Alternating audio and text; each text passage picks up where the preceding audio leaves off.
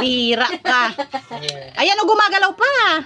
Eh, buhay na buhay man yan, di ba niya pinapatay? Ala, ayan na. Miming. Ayan, patayin mo. Binibit-bit niya na lang, lalaroan niya. Kaloka. Laruan niya lang naman. Gusto niyang gumalaw bago niya patayin. Pagka gumalaw, lalayo, kukunin Ay, niya. gumaganti? Igaganti talaga yan. Ayan na.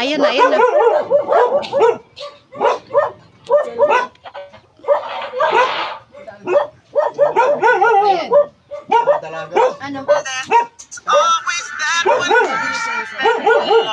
Ha? He told me na inform mo na daw ako. Bakit?